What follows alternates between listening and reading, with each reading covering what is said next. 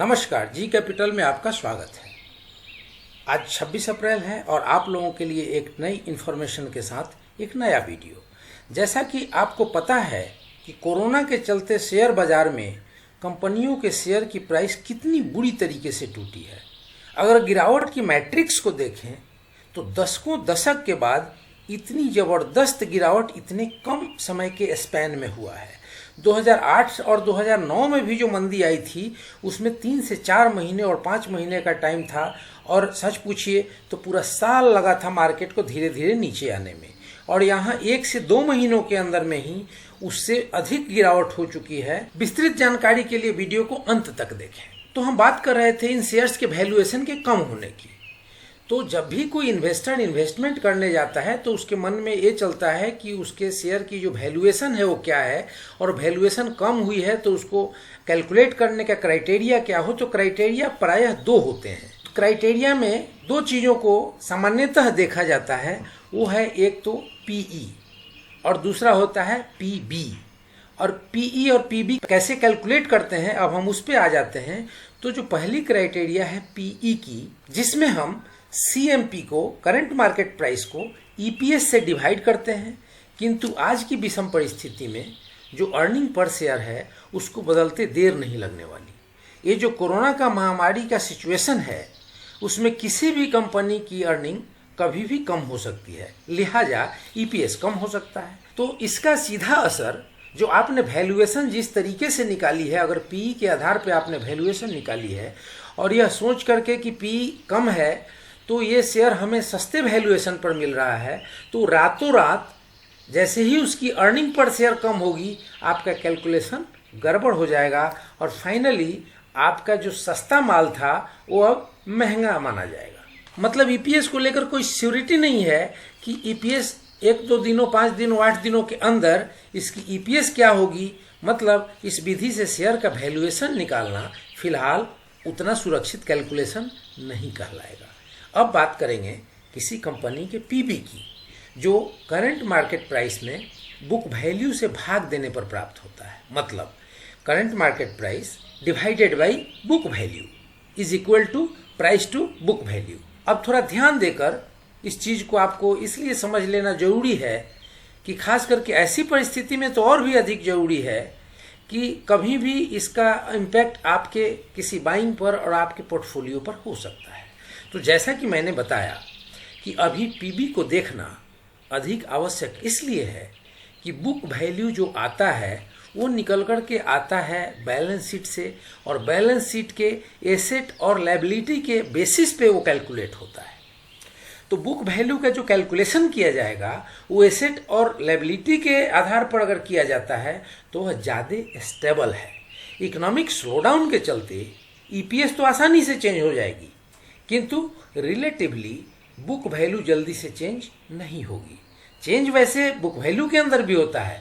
अगर कंपनी की एसेट्स या लायबिलिटी में कोई चेंज हो जाए तो बुक वैल्यू भी चेंज हो सकती है, किंतु फिर वही बात कह रहा हूँ कि रिलेटिवली इसमें चेंज इतनी जल्दी नहीं होता है। अब आते हैं निफ्टी 50 इंडेक्स के 50 कंपनियों में ऐसी 10 कंपनियों को हमने आज देखा कि वे अपने 1 से कम पीबी पर मिल रहे हैं। 1 से कम पीबी का मतलब क्या हुआ कि उनकी जो एक्चुअल प्राइस है उससे वो कम पर मिल रहे हैं। अगर मान लो किसी कंपनी की 1 पीबी है तो मतलब ये हुआ कि उसकी जो पीबी वैल्यू है, उस कंपनी की जो वैल्यू है उसके बराबर पर वो मिल रहा है। अगर पीबी ज़्यादा है तो इसका मतलब 2 है, तो इसका मतलब कंपनी तो 2 रुपये की है लेकिन आपको वो चीज़ 4 रुपये में मिल रही है। अब इसको ऐसे समझें कि अगर कंपनी की पीबी हाफ है, आधा है, तो इसका मतलब है कि वो चीज़ तो 1 रुपये की है लेकिन आपको 50 पैसे में मिल रही है। अब मुझे लग रहा है कि आप लोग मेरी बात को समझ गए होंगे कि पीबी और पीई के कैलकुलेशन में इस वर्तमान परिस्थिति में पीबी ज़्यादा इम्पोर्टेंट है। तो हम चलते हैं और देखते हैं कि निफ्टी 50 इंडेक्स की लिस्टेड जो देश की मेन कंपनियां हैं उनमें से कौन कौन सी कंपनियां अपनी कीमत से कम पर मिल रही हैं। तो उसमें सबसे पहले जो यहाँ पे दिख रहा है वह दिख रहा है state bank of India. State bank of India की जो पीबी है वो 0.68 है। इसके बाद दूसरी कंपनी का अगर बात करें तो दूसरी कंपनी हमें दिख रही है एनटीपीसी। एनटीपीसी की जो वैल्यू है वो 0.84 है। चाहे तो आप अपने रजिस्टर में नोट कर सकते हैं, डायरी में नोट कर सकते हैं, ताकि बाद में आप कैलकुलेट कर सकें। ऑयल एंड नेचुरल गैस मतलब ओएनजीसी की जो पीबी है वो है 0.39। इसके बाद जो कंपनी आती है वो आती है इंडियन ऑयल कॉरपोरेशन। तो आईओसीएल की जो पीबी है वो 0.67 है। अब इसके बाद की जो कंपनी आती है वो आती है Mahindra and Mahindra, auto sector की एक ज़बरदस्त कंपनी, और इसकी पीबी है 0.91। अब इसके बाद आता है गैस सेक्टर का गेल की पीबी जो है वो है 0.80। फिर उसके बाद आती है बिरला ग्रुप की एक कंपनी है ग्रासिम इंडस्ट्रीज लिमिटेड, 0.57 इसकी पीबी रेशियो है। अब बात करेंगे स्टील इंडस्ट्रीज की। स्टील इंडस्ट्रीज में दो कंपनियां जो मेन है भारत की लीडिंग कंपनियां, उसमें एक है टाटा स्टील जिसकी 0.47 और वेदांता लिमिटेड जिसकी 0.46। मतलब टाटा स्टील और वेदांता में अगर तुलना करें तो वेदांता अधिक अपने कीमतों से कम पे मिल रही है। अब इसके बाद एक कंपनी है इंडसइंड बैंक जिसके पीबी की वैल्यू 0.86 है। उसके बाद है टाटा मोटर्स, उसके पीबी की वैल्यू 0.42 है।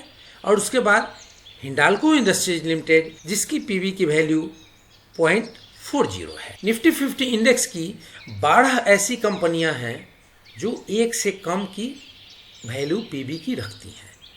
अब इसमें से हमें क्या करना चाहिए? तो जैसे मेरा अपना एनालिसिस है उसका लाभ हो सकता है आप लोगों को मिल जाए। तो इंडसइंड बैंक की हालत ठीक नहीं है। हिंडाल्को इंडस्ट्रीज में भी इन्वेस्टमेंट करने के लिए अभी उचित समय नहीं है। मोटर इंडस्ट्रीज में Tata motor land rover Jaguar के चलते खुद ही समस्या और परेशानी में घिरा हुआ है, और टोटल ही ऑटो सेक्टर में कोई रिवाइवल की तत्काल में जब तक ये स्क्रैपेज पॉलिसी नहीं आ जाती तब तक कोई संभावना नहीं है। तो आप अभी ऑटो सेक्टर से तो फिलहाल बचें, यही हमारी सलाह है। इसके बाद आपको ग्रासिम इंडस्ट्रीज, तो ग्रासिम इंडस्ट्रीज में भी मेरी सलाह है कि अभी इससे दूर रहें। ग्रासिम इंडस्ट्रीज, गेल, महिंद्रा एंड महिंद्रा में इन्वेस्टमेंट करने की एक पोजीशन बन रही है। बेशक ऑटो सेक्टर का ही है, लेकिन इसकी पीबी भी अभी कंपनी के वैल्यू के आसपास ही है। अगर कंपनी की वैल्यू 1 है और ये 0.9 मिल रही है, 91, मतलब 1 रुपये की चीज़ आपको 91 पैसे में मिल रही है, तो अभी इसमें और इंतजार कर सकते हैं कि और एक कम पीबी रेशियो इसकी हो। अब इसके ऊपर की कंपनियों को अगर देखें तो state bank of India, Indian oil corporation है। तो इंडियन ऑयल कॉरपोरेशन, जैसा कि आपको पता है कि ऑयल मार्केटिंग कंपनियों की हालत कोरोना के अंदर जब सारी तरफ लॉकडाउन है तो वैसी स्थिति में इसके रिवाइवल के चांसेस कम हैं, और आप देखेंगे कि पूरे साल और 1.5 साल के अंतर्गत नीचे ही नीचे जाती जा रही हैं। तो आपको ऐसे सेक्टर से भी बचना चाहिए। तो मेरे हिसाब से जो मेरा रिकमेंडेशन है कि आपको वेदांता के साथ जाना चाहिए। अब वेदांता को प्राइस चार्ट पे अगर देख लें किस रेट पे हम इसे बाई करें, कहाँ बाई करें तो हमें मुनाफा होगा। तो पिछले दिनों भी एक हमने वीडियो इसके ऊपर बनाई थी और उसमें हमने बताया था कि अभी आप इसको एवरेज करें और 86-87 रुपये तक ये अगर लौटता है तो वहाँ आप इसमें एग्जिट करें और फिर इंतज़ार करें नीचे आने का। और ठीक जैसा मैंने बताया था तो इसने एक हाई अपनी बना रखी थी, 86 रुपये 45 पैसे की इसने हाई बनाई 20 अप्रैल को। तो 20 अप्रैल को, और मेरी वीडियो जो थी वो लगता है कि 18 अप्रैल के आसपास मैंने बनाया था। तो अभी मेरा इसमें ये सुझाव है कि आप इसके लिए तैयार रहें, और जब ये 65 रुपये से नीचे की ओर आता है तो इसमें आप स्टैगर मैनर में इन्वेस्टमेंट करना शुरू करें। जैसे कि सारे टेक्निकल्स बता रहे हैं कि मार्केट को कल भी गिरने के चांस हैं, तो उस परिस्थिति में ये हो सकता है कि फाइनली 56 रुपये तक जाए। तो 65 रुपये से 56 रुपये के बीच में जो 9 रुपये की एक मार्जिन है उसमें आप धीरे धीरे करके आप इसको अपने पोर्टफोलियो में इकट्ठा करें, ताकि आपकी जो बाइंग प्राइस है उसकी एवरेज ठीक ठाक हो जाए और ये कंपनी आपके लिए मल्टी बैगर बन सके। क्यों? क्योंकि इस कंपनी का जो मैनेजमेंट है वो बहुत शानदार है, इस कंपनी के जो फंडामेंटल्स हैं वो बहुत शानदार हैं, और जब कोरोना का माहौल ठीक होगा उस समय जल्दी से रिकवरी करने वाली कंपनियों में वेदांता लिमिटेड भी होगी। तो आप एक खड़े सोने में पैसा लगाएंगे, ये सोच करके आप इसमें पैसा लगाएं, फिर भी अगर आपको जो भी निर्णय लेना है तो फाइनल इन्वेस्टमेंट करने से पहले आप अपने फाइनेंशियल एडवाइजर से जरूर सलाह कर लें और तभी आप इन्वेस्ट करें। क्यों?